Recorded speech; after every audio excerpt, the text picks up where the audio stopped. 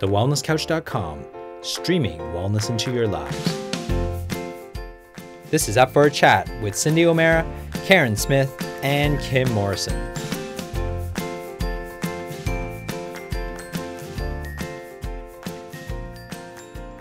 Here we are up for a chat about the hottest topics that are important to you, inspiring you to awaken the change within. I'm Kim Morrison. And I'm Cindy O'Mara. And our beautiful Karen's not with us this week, but we are really excited to have a special, very special guest on the show that I know is going to absolutely blow your mind. The gorgeous Krista Watkins, who's the Managing Director of Natural Evolutions, has a beautiful link with Cindy after she was sourcing someone for her banana flour to go into her marketplace.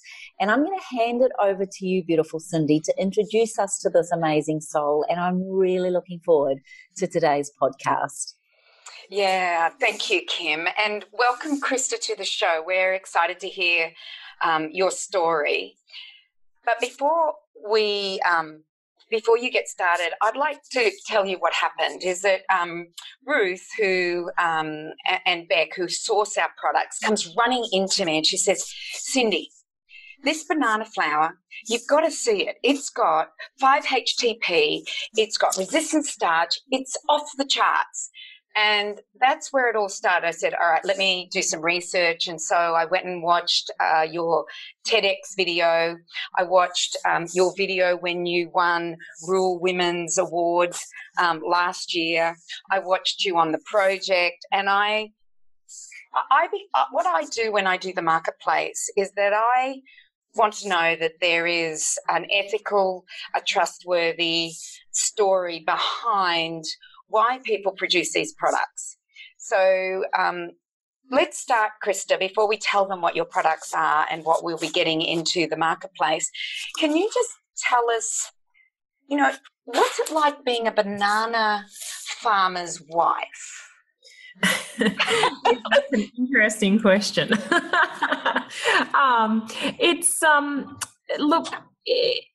It could have been pretty run of the mill, I suppose, being a banana farmer's wife.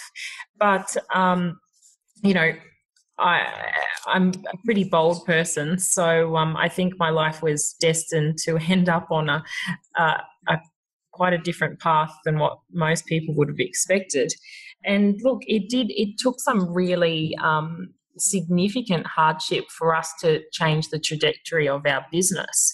After going through 2 really devastating Category 5 cyclones, it was really hard to cop because, you're waiting around for 9 months after each cyclone for your crop to grow back so you can pick up your business again. While you've been waiting all of that time, you've tried to keep your business running, you've tried to keep your key staff employed, and it's a very difficult process, as I'm sure you can imagine. It takes a huge financial toll, but also the emotional toll of it. We're really connected to our farm and the ground that gives us our business. We look at the whole health of the plant, so we look after our soil because we believe that if we don't have healthy soils, we can't produce healthy plants to feed people or animals. So, it was particularly hard to cop, but I suppose it really gave us extra time to sit there and evaluate what could we do differently, rather than all of these beautiful bananas that have been knocked down, albeit they were much too small to be sold in the stores. What could we do differently? What could we do with them as a way of, kind of safeguarding us in the future? And it just so happened that Rob accidentally drove over a cluster of bananas that had been sitting in the sun. And, most people would have seen waste or a mess, but he saw an opportunity there. And I'll never forget that night. He came flying through our house going, taste it, taste it, taste it. Just tastes like flour. And I thought, oh boy, he's really gone bananas this time. But he was right. It did. It just tasted like flour. And as they say, the rest is history. And I know we'll touch on it, but it has ended up being a really significant scientific breakthrough. And it's not just a flour anymore for baking. I mean, people are using it as a supplement. And that, let's talk about that some is a flour and some is a supplement. So there are different types of bananas out there. And I noticed that before we start that, do you grow the bananas anymore, or do you just get the bananas from everybody else now? Yeah. That's a good question. We actually have no fresh bananas at all anymore. All of our bananas go to powders, and then we actually need more. So we go around and buy all the excess produce from some other banana growers in our area, because there is so much oversupply or out of spec produce. It's giving those farmers an alternative industry to sell, a beautiful product that they've put the same amount of time, energy and love into growing. Rather than just throwing it away, it can now have a different purpose.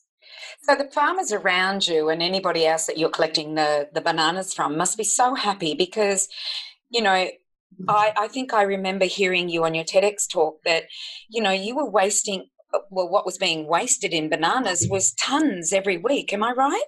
Yeah, it's absolutely frightening. So we had about 5 metric ton alone on our farm, but the entire banana industry, which, the majority of it is here in North Queensland, the waste is something like in excess now of 500 metric tons a week. So 5 metric tons a week, is that on just your farm or everybody's farms? Everybody. So we had 5 on our farm, yep. But the whole industry, 500 metric ton. Oh, that's just unbelievable. And so how, I was reading what you do, and you can produce 1 ton every day of the flour, and it takes you 8 hours to do that. In order to do that, you need 10 tons. 10 ton. Okay, yeah. 10 ton. And I'd like you to tell everybody how you started this by doing it yourself, and where you are today and what you are building in the future. Yeah, absolutely. So it all started from that day where Rob accidentally drove over the bananas, and we just began in our garage, just making it to see if we could actually do it, pull it off, and we did. We pulled it off, and we thought, hey, this could be a really great alternative because it's going to be gluten-free.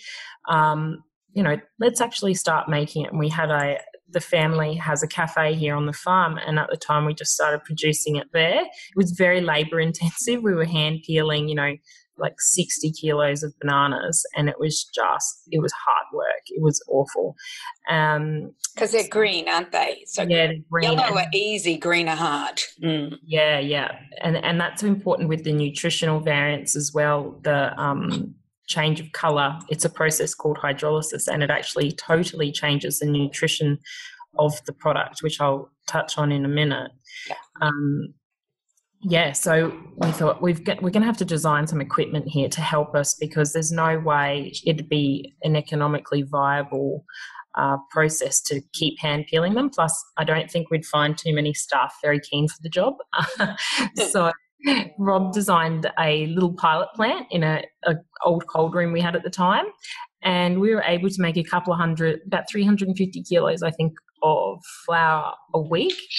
And we couldn't seem to keep up to it. We were just months and months behind. So we went ahead and we built a very large facility here in Walkerman, and it was designed specifically to process the bananas. And we designed all of that technology ourselves. So it can take a banana to powder now in under 10 minutes. We're saving around 90 metric ton of wasted produce a week at least. And the technology that we designed, it's a fully inline cold raw process, and it has been proven to lock in some plant nutrition 20 to 50 times higher than conventional food processing techniques. It also picked up a gold Food and Beverage Edison Innovation Award in New York a couple of years ago. Oh, congratulations. Yeah, thank you, because it's not a heavy energy consumer either. It was important for us to get this right on a few levels, not just the economics of it, but the environmental sustainability of the project as well. So when I know that you sent samples off to a microbiology lab. Yes. And what was the result of those two samples? I know your husband marked them sample A and sample B.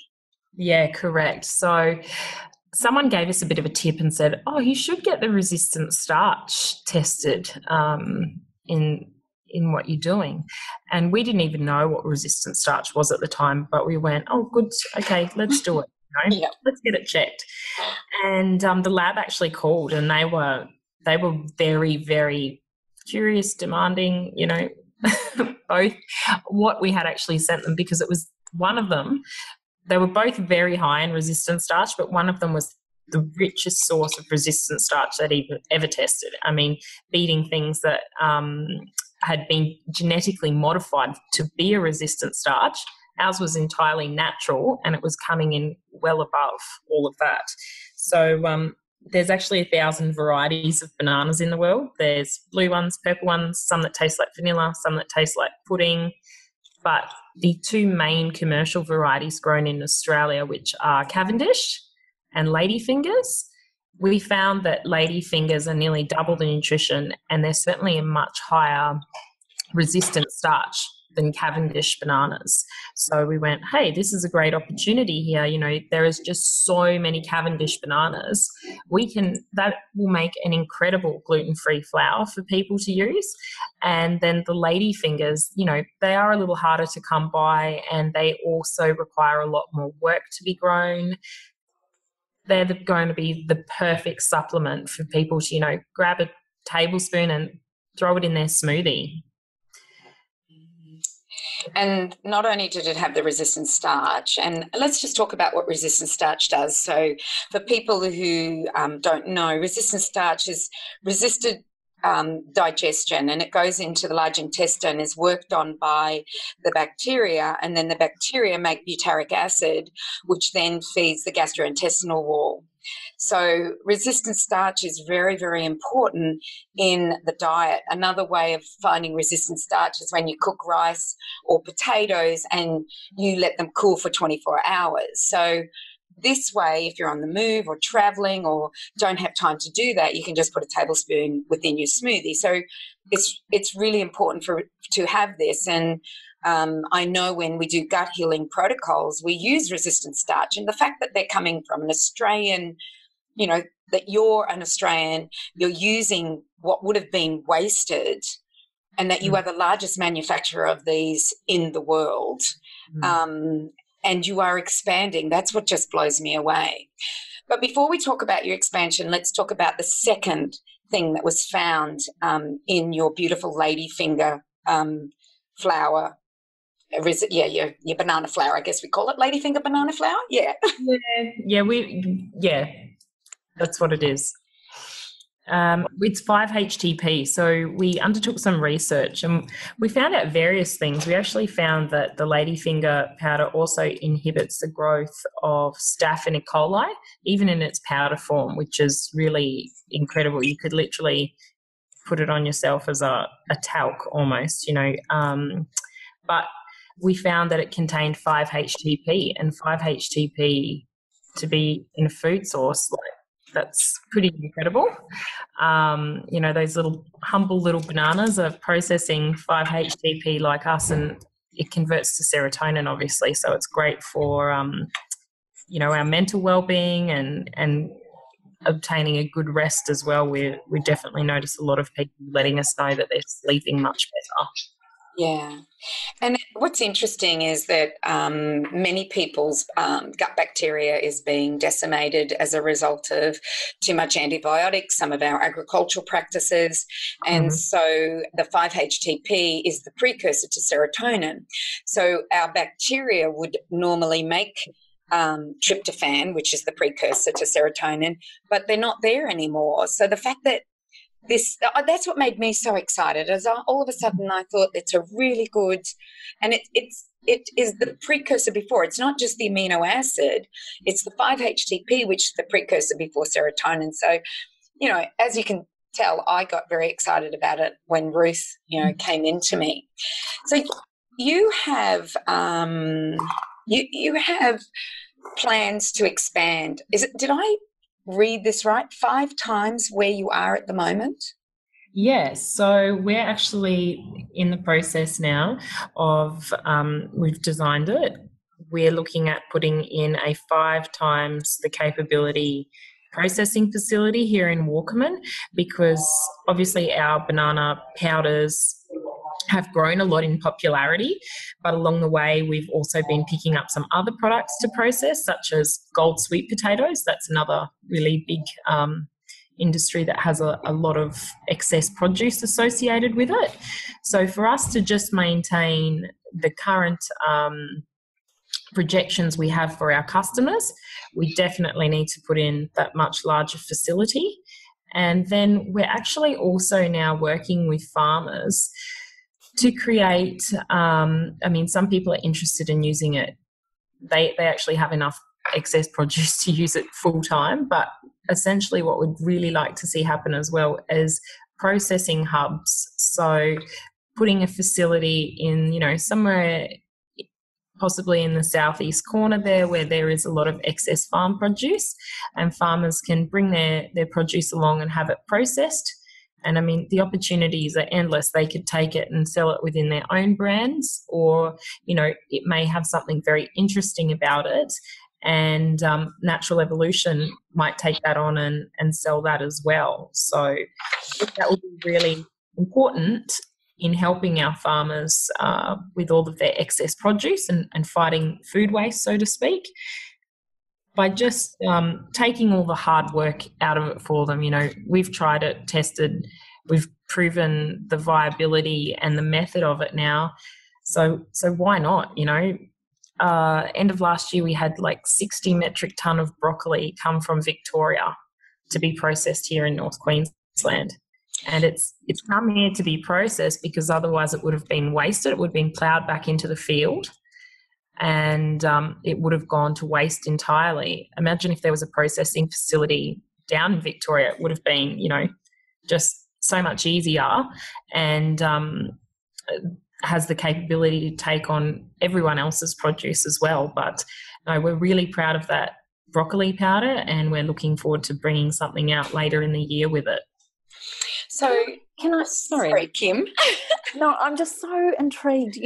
What really blows me away, Krista, is that I shared this with Cindy today, and she felt that this was so appropriate for you, that someone who gets hit over and over, and sometimes we get hit hard. And I dare say, whilst yours was a banana field, some of us we could say relationships, some of us we could say it's our health, some of us we could say our business.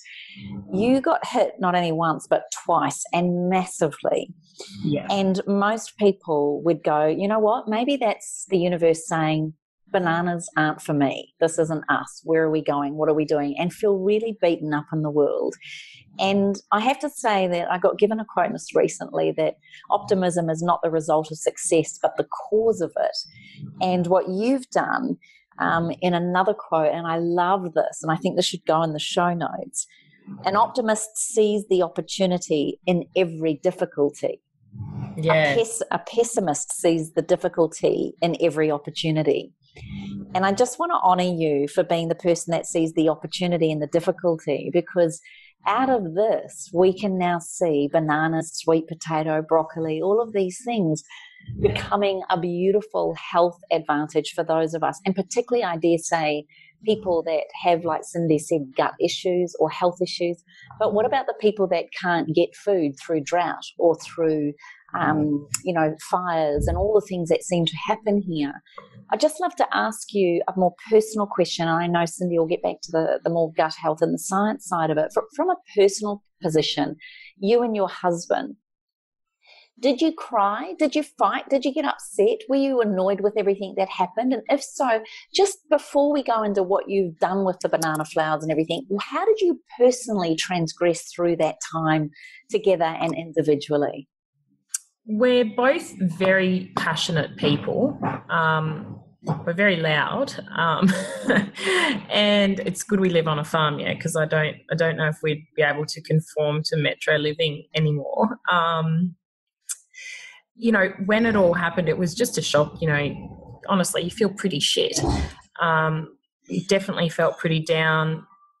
Don't tend to be, although I've heard perhaps maybe it could be a good option, don't tend to be a person who cries over anything ever. Just kind of put my game face on and you get back up and you keep going. We certainly are very, very passionate in our office and the direction and the growth of the company. So if there's ever to be an argument had, it would always be over the best way to move forward, especially now when we're just looking at so many different opportunities that are there. We're really passionate about helping the farmers, but we can really see the benefit in the whole chain, helping consumers. It's so heartening when you come across a person who's in their, they're in their 60s or 70s and they've had a gut issue their entire life. They come across the starch and they go, wow, it's like changed me. I feel alive. It's taken me, 65 years and I'm alive. You can't buy that kind of stuff. It's what gets me out of bed every day. And, one quote I always live by is that it's easy to fail, or you just do nothing and throw in a few bad habits, repeat that, and you will have failure. And it's not within me to do that.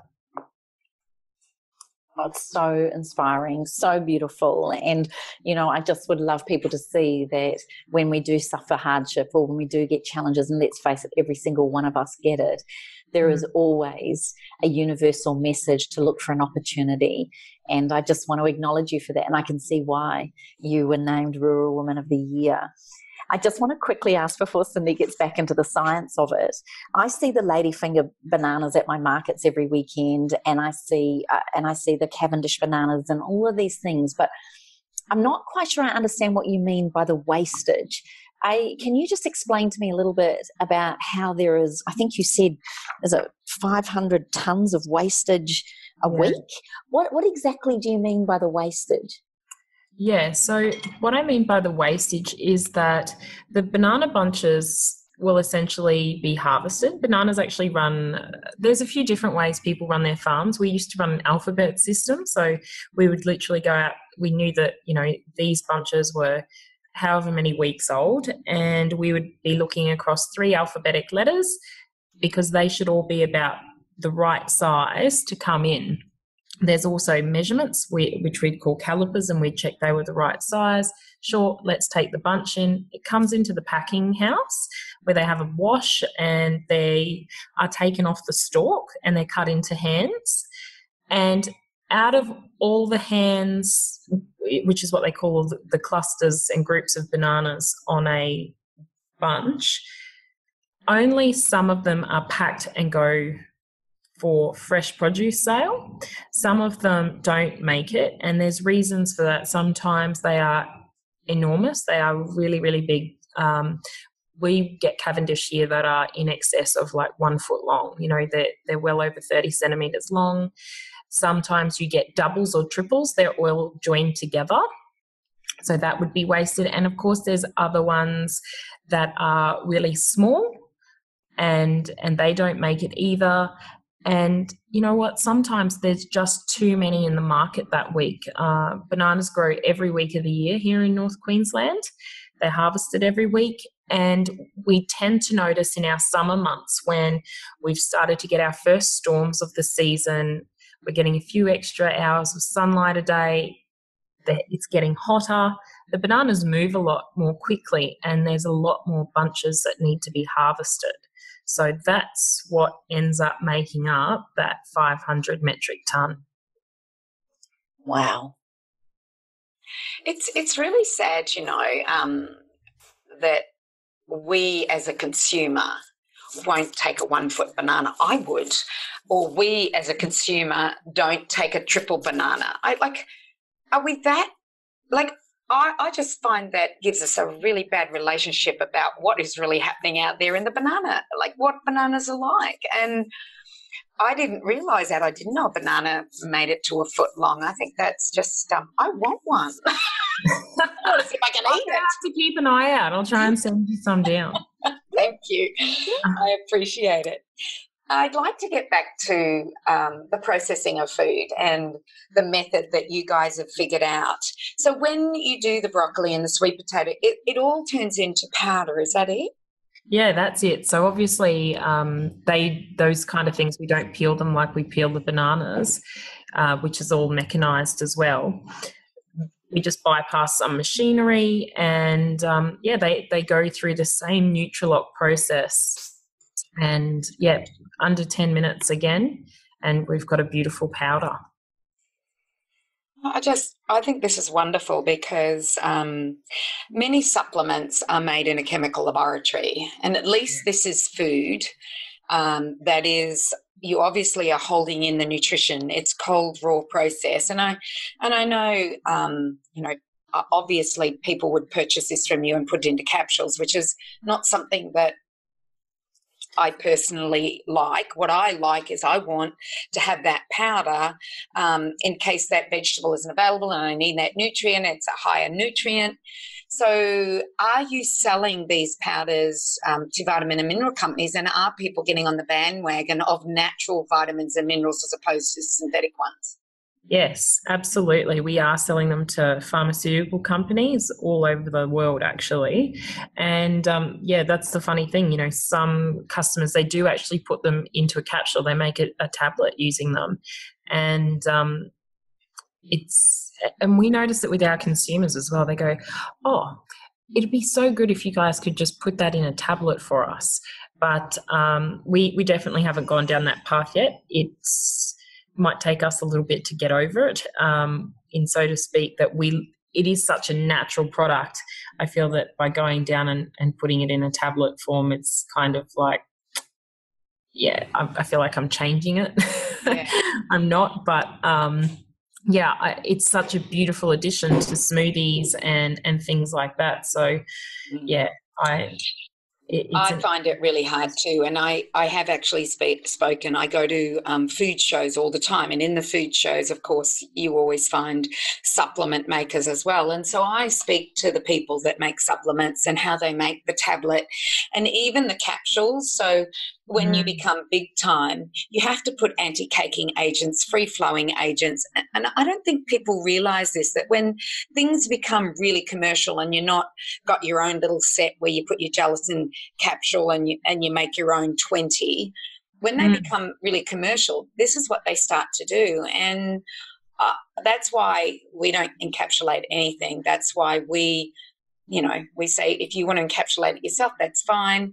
But that's why we buy the powder, and why we want to buy the powder from you is that I don't want those extra things. I don't. Yep. I think we've become a pill-popping society, and in every way, from the day we're born right till the day we die, we seem to pop pills instead of realizing the value of food. And I love that you've created this process that when food is going to be wasted, we can pack that nutrient base in the food, but in powder form. I still think it's far better than anything else that I've heard.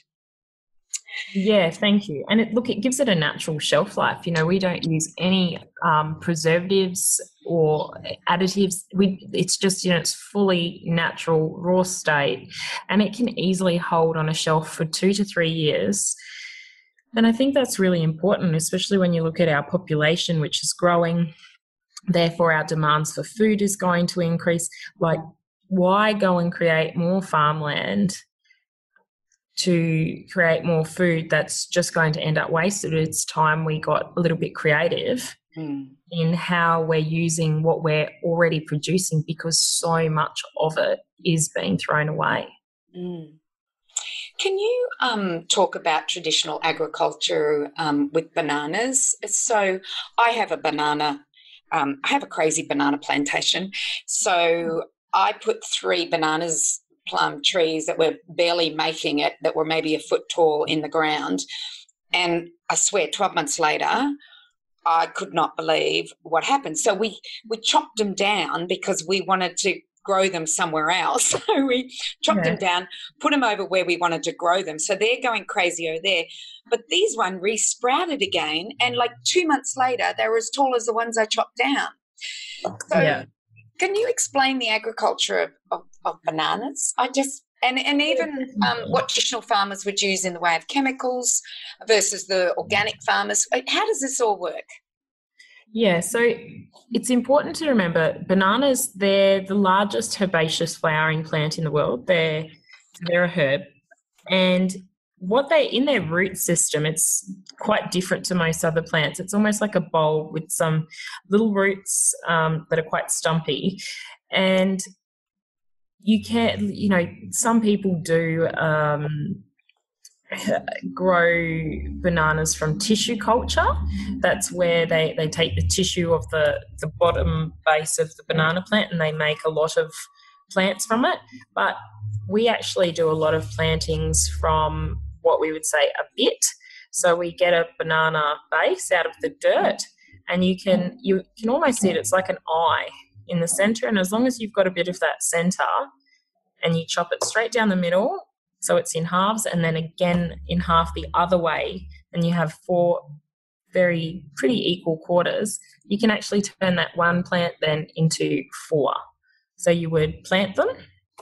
In a couple of weeks, they'll start to shoot and throw up a sprout, like a leaf, and they'll keep going. What happens is once they do have a bunch, they start to throw up what we call suckers. And in the industry, so that we can keep everything nicely lined up in rows, so we can move out, machinery through the paddocks. Also, it's very important for our irrigation when we're watering. We select which suckers continue. So one plant might throw up, 6, 7, 8, 10, who knows how many suckers, but you really only need one sucker. So we call it the daughter plant, the one that is about half the height of the mother plant and looks really strong and healthy, and it's, going in a nice line direction. We leave that one, and the other ones we just chop them off. And because they're so little, they don't come back and grow again. And that also ensures that you've got some timing with your crops as well, and the plant's not exhausting itself to try and produce all these bunches in this, small area of soil. It actually just depletes your soil and puts a lot of stress on the plant if you leave all those suckers there. So you're definitely better off by just leaving one, removing it, and then once you've harvested what we call a mother plant and the bunch is ready, that you'll notice the daughter plant that was coming up moves a lot quicker, and then that sucker cycle starts again. So up will come the suckers, and you pick another one and chop off the rest. It is a pretty common misconception that bananas are sprayed and doused with all sorts of frightening chemicals. I can say it's absolutely not true. Of course, there's people in the industry that do a phenomenal job every day, and then, like everything, there's others that probably could do a little better. Roundup doesn't go anywhere near bananas. It would kill them because, they're so closely related to grass. If you can't do to a banana what you wouldn't do to a human. So humans and bananas share 50% DNA, and they are incredibly sensitive. In our plantations here, we have so many animals, and that's always a really good sign to us that they're happy to be here. And that, they're like the yellow-lipped tree frogs. They're just they're such sensitive treats. I'm loving it. I'm loving the thought of bananas having feelings and that they are just a happy colour and that this is just amazing. I love it. I love it. We talk to them. Like Rob actually sings to them. He will buzz through on his bike and be singing in the paddock. We kind of laugh because we go, I think they're growing better because you've been singing to them.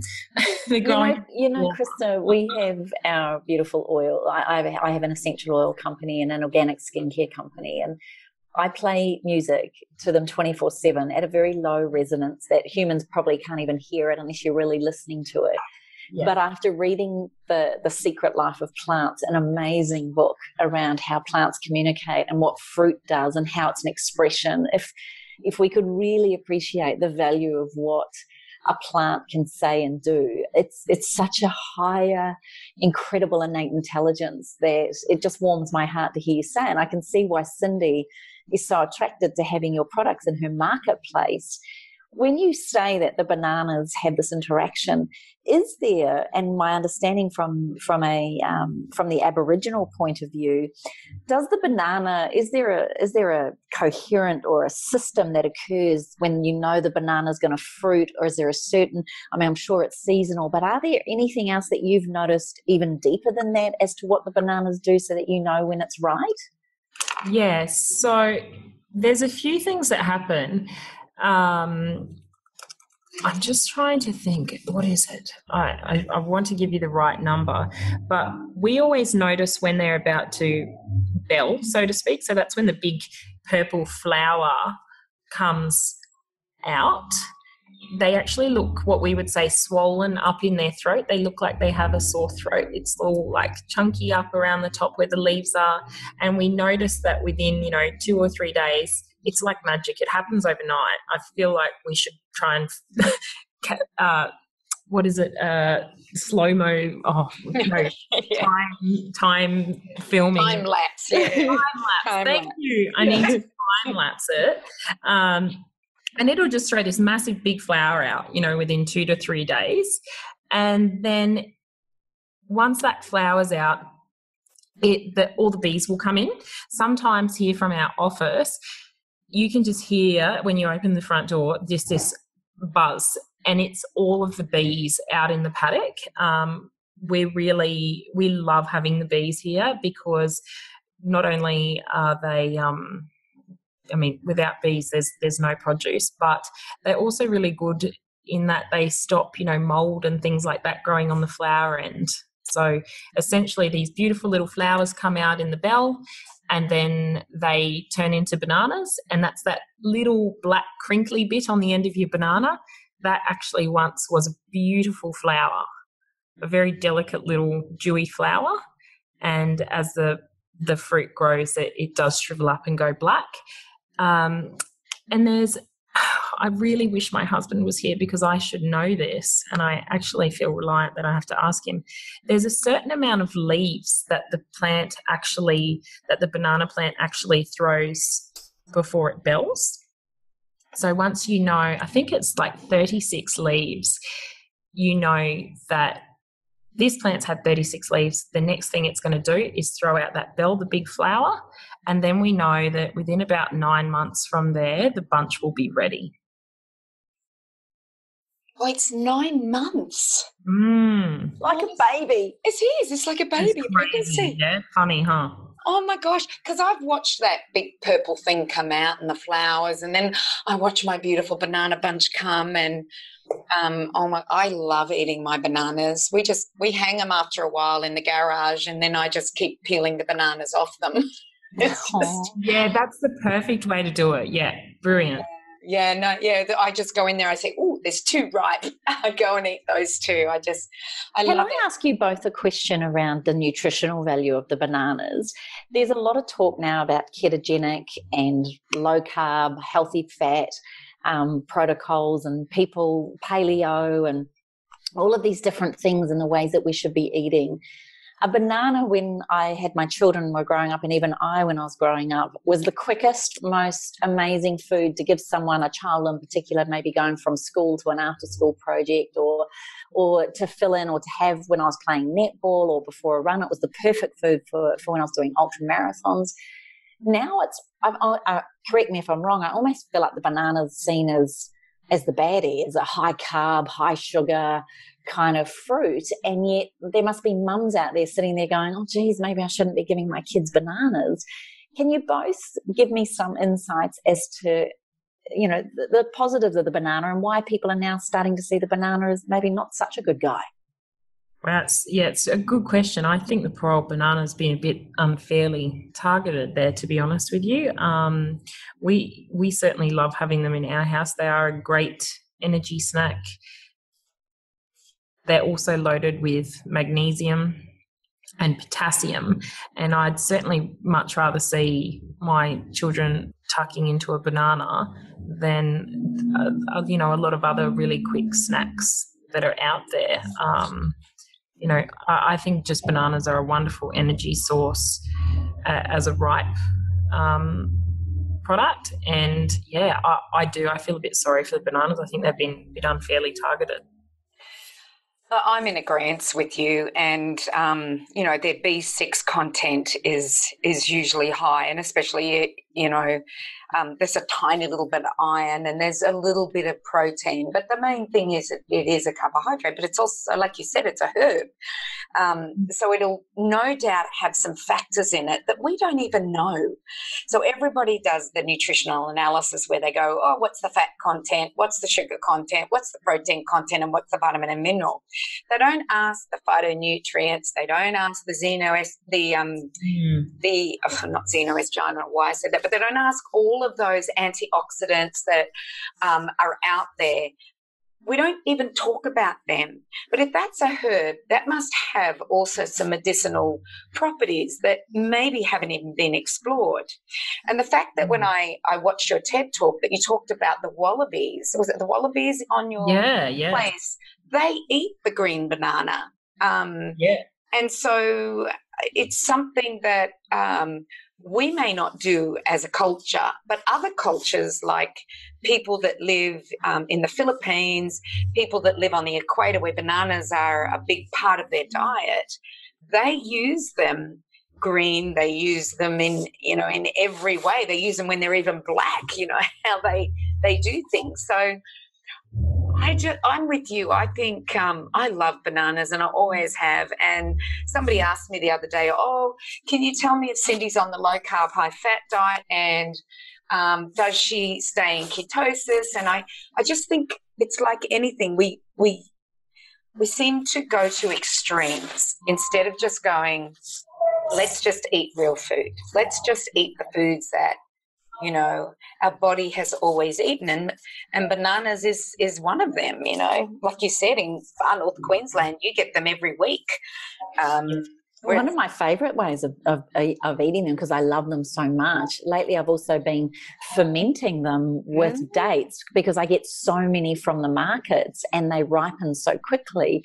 Either freeze them for smoothies or banana ice cream, because let's face it, that's just the ultimate, especially sprinkled with cacao nibs through it. And oh my gosh, I'm in heaven. But also fermenting it with dates. And it's the most amazing thing when we have an abundance of this sort of fruit. Can you tell us, do you cook a lot with them as well? Or are you now so flour orientated, Krista, that it's now banana flour and everything? I know. People cannot believe it. I'm embarrassed. I've ended up buying ripe bananas from the grocery store. I don't know if it's the last thing you think about when you go home, but it's more to do with the fact that if we have any ripe bananas around our green bananas, it'll actually, because the bananas, they produce like a natural gas as they're ripening, and they will produce this gas and they will tell the other bananas pick up on it, and then they're all going to turn ripe. And we don't use ripe bananas to make our products. We use green bananas, and there's a few reasons for that. One is because we get them straight from the farm and they're green, but their nutritional content when they're green is very different to when they're yellow. So as bananas, what we say ripen, go from green to yellow, it's a process called hydrolysis, and what they're actually doing is they're converting their starches into sugars. So to eat a ripe banana, you are going to have the 3 natural sugars, but there's very little starch there. So obviously we want them because of their starch content when they're green. So yeah, all green bananas here, and yes, have been caught buying ripe ones from the supermarket. I'm just supporting the economy, you know. Yeah, it sounds like it. I mean, I'm there for you, yeah. Now, have you done a recipe book on using green banana flour? It's something I've been toying with. I should have done one by now. I do put recipes online as I'm making them because I just use it for everything now. I don't use anything else. It's just, yeah, it goes in everything. And even my parents will say, oh, I suppose it's banana flour again. I was like, yeah, obviously. Like, I need a recipe for the website. So is it like coconut flour where it absorbs a lot of water, or like, can you just give us the how you would cook with it and what's the consistency of it, and would you just replace 2 cups of flour with 2 cups of banana flour? Yeah, that's certainly a great question, something really important to get right. We advise people to cut back at least 25%. So if you're converting a wheat flour recipe that had 1 cup of flour, you would only use 3/4 of a cup of banana flour. You could use baking powder to make it self-raising, so 2 teaspoons of baking powder per cup of banana flour to make it self-raising. And obviously, because it's gluten-free, if you're trying to make something that like bread, anything dough-based or pasta, pizza bases, we use xanthan gum to give us that bit of flexibility if we're wanting to make a dough. Other people have different methods, you know, the pre-soaked chia, that also works really well. It just comes down to personal preference on what people wish to do there. And if we're making a cake, the eggs would be the binder as opposed to the gum? Yeah, absolutely. So if you've got a really good cake recipe and it's got eggs and that in it, awesome. All you need to do is convert that flour quantity and you'll have a really beautiful result.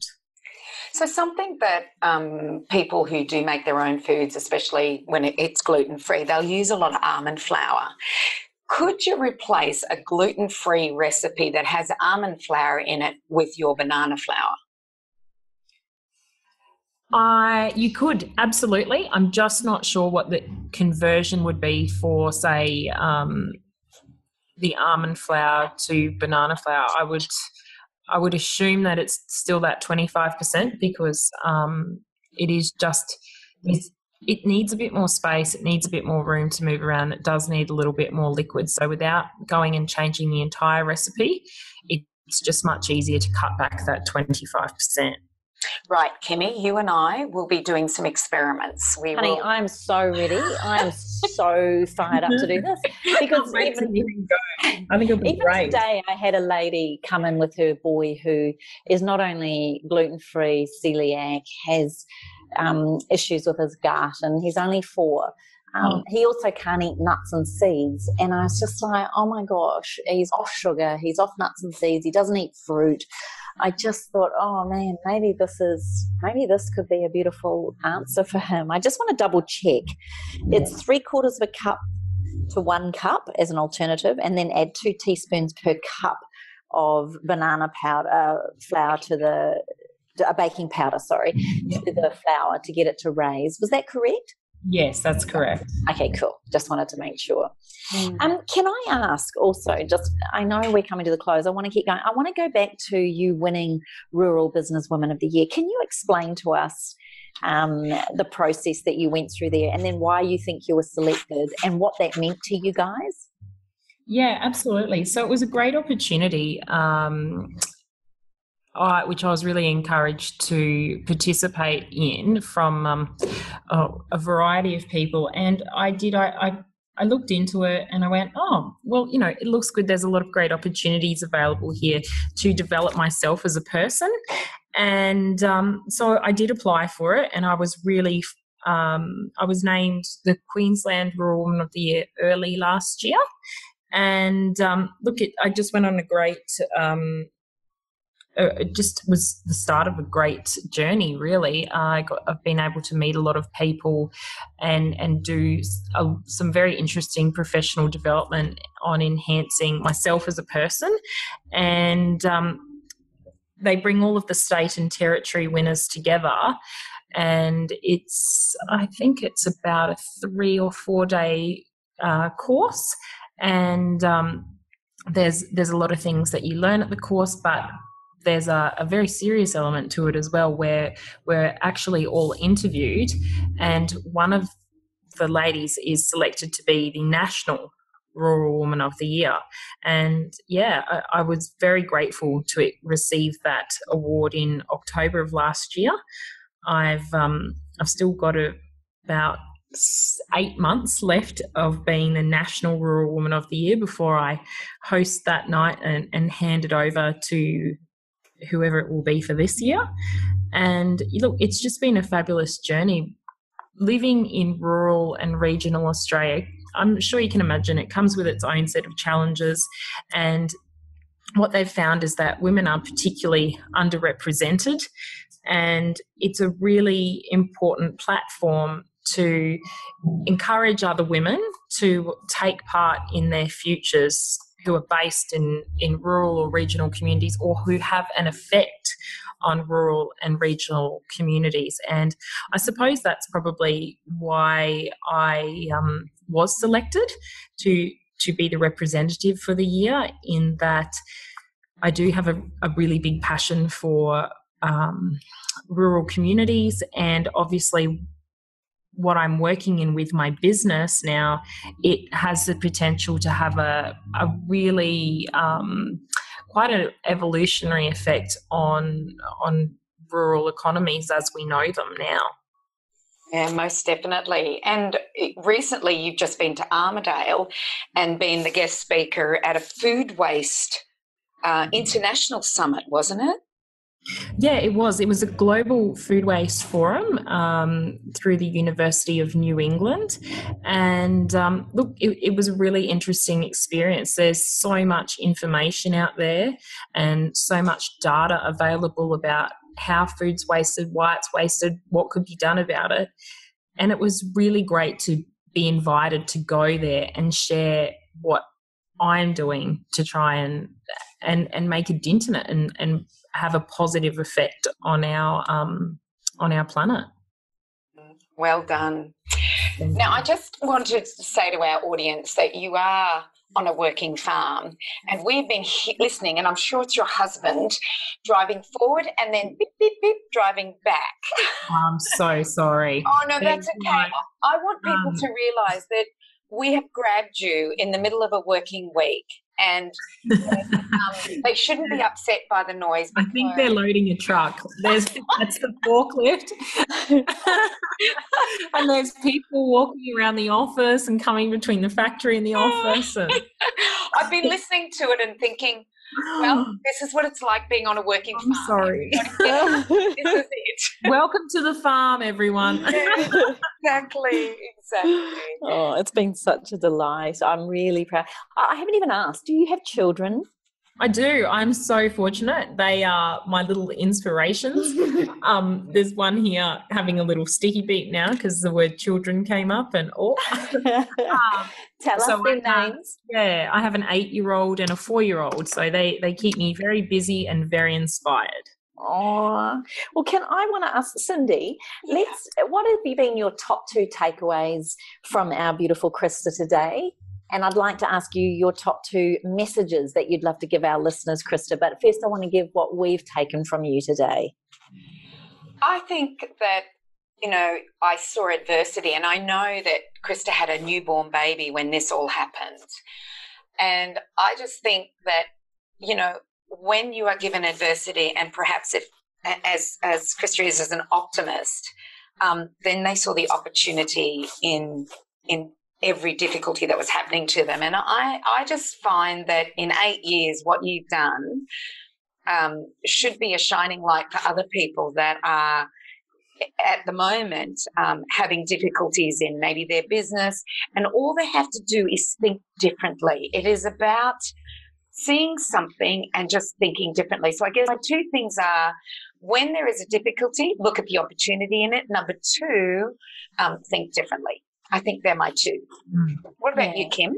Well, I learned about the Cavendish and ladyfinger bananas, about the ladyfingers having double nutrition, and I loved hearing about the resistant starch, which, am I correct in understanding that the sweet potato also has quite high values like that as well? So I think that's what I took away from that. And that's been a big shock, actually. We were expecting, when we tested the gold sweet potatoes for resistant starch, because we'd heard that it was, a great prebiotic and things like that, it actually floored us. It came back as well under 3.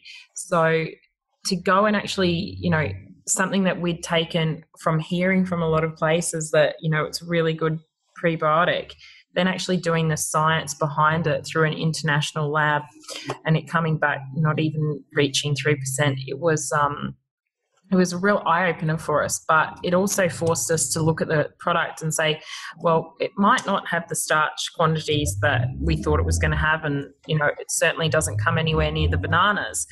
But there's something else that makes it a really special product. And the thing is, there's lots. It's loaded with manganese and vitamin A. It's got its own little hero story. Yeah, it definitely did give us, gave me a big surprise. Can I just go in there a little bit, just if people are listening? So when a potato is cooked and then cooled is when the resistant starch increases.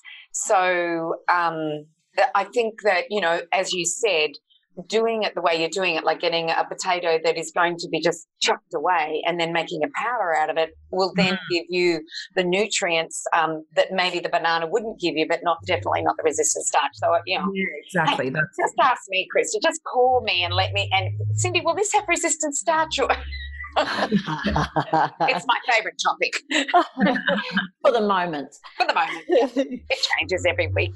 Yeah, it's the way to go. And I think my other tip that I've taken from you is understanding what beautiful gut healing properties that the banana flour has, particularly with the 5-HTP, which was something I was given a supplement for to support me with the neurotransmitter serotonin when I wasn't sleeping very well. And so what I've taken from this is that I could add some beautiful banana flour into my smoothies, and I would be able to support myself in Cindy's language with a real food supplement, which really lights me up. And I also would just love to say that what Cindy's alluded to already, your ability to look at creating something, and I want to honour your husband, Rob, because to run over a cluster of bananas and squeal with delight is a little bit like me seeing ants all over my body lotion that I created. And I got so excited when I saw ants all over my body lotion that had spilt on the table. Everyone else thought it was gross, but it made me realize that the innate intelligence of the ant was far more interested in a product like that. It was real food to the ant. And I just had a little feeling when I heard you say that to Rob, I saw myself getting excited over some of the products that we, Cindy and Karen, have all created. So I just want to say thank you for reminding me and seeing something that may not be seen so great, but seeing it as a beautiful opportunity. So that's what I've taken. And I just am so grateful to Cindy and Ruthie for connecting with you, because the level of our interviews this year have just been phenomenal, and your ability to share this information is not only inspiring from a mum's point of view, from a wife's point of view, from a farmer's point of view, but also as a businesswoman. And many of our listeners are self-employed, and many of them are, really trying to create something and make a difference out there. So on that note, I'd love to ask you, what would be your 2 things that you'd love our listeners to take away from you? Wow. I think it's really important to believe in yourself. No one, they might, but no one is going to really ever come in and save you, so to speak. You really do have to believe in yourself. And the thing is, when you really believe in yourself and what you're doing, you'll be you end up being connected to other people who are very similar, and it's a really beautiful space to work in and move forward as a human being. So I definitely think that that's very important. Another thing that I think is very important, particularly in rural, but in business as well, and for women especially, is if there's something you can see that it doesn't quite sit right with you and you think there's a better way of doing it, start the conversation, pick up the phone, because we can't change things. I mean, we can change things as an individual, but certainly there's if you're feeling something, the chances are someone in your network or circle, they're feeling it too. And I think that together we can all have the potential to change so many things. It's just remarkable. So start the conversations, start the collaborations, and stand up, be proud with your shoulders back, and just be the best version of you that you can be every day. That sounds absolutely perfect. Now, for people to contact you or see what you're doing, apart from, me getting your flower in, what can they see? Where can they find you? Yeah, where are you? Give us some social media. I'm on LinkedIn. So there'd be a few people out there on LinkedIn as well. I'm on Instagram as The Real KW, and I kind of just share my daily life goings on. Obviously, the business is on Insta as well as Natural Evolution. But, yeah, across the socials on Facebook, I'm on that as well. Not so good at Twitter, so... well, I love Insta, so it's perfect. Can you just reiterate the Instagram page? The Real KW. The Real KW. And I can't see you. I'm just making sure that is it just all in one word? Yeah, one word, THEREALKW. Okay, cool. All right. Well, I am really excited to follow you on there. I have now got a new love with the banana, and even more excited that we're going to be able to get your beautiful banana flower. So I just want to thank you for being the extraordinary woman that you are. No, thank you for having me today. It's been really great to talk with you. Oh, we love it. We're so excited to share women like you to the world. So thank you so, so much. And listeners, we hope that you too have enjoyed this week's podcast. We've missed our beautiful Karen. She would love to know that bananas have feelings and communicate with the animals. So on behalf of Karen, I'd just like to say thank you so much. But if you've got any questions, feedback, thoughts or feelings around this amazing podcast today with Krista Watkins, then please go to all the W's, thewellnesscouch.com/up for a chat, or you can go to our Facebook page, all the W's, facebook.com/up for a chat, and come and talk to us there. We are really excited about what's coming this year and more amazing interviews to follow. So please stay tuned. Give us a 5-star rating. That's what helps us to get out there and get these messages and amazing people out there even more. And we're super proud to have you along the ride with us. Until next week, guys, take care.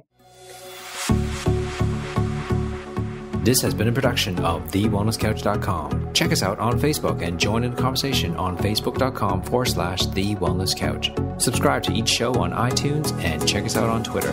The Wellness Couch, streaming wellness into your lives. Whilst the Wellness Couch presenter endeavor to provide accurate and helpful information to their listeners, these podcasts cannot take into account individual circumstances and are not intended to be a substitute for health and medical advice from a qualified health professional. You should always seek the advice of a qualified health professional before acting on any of the information provided by any of the Wellness Couch podcasts.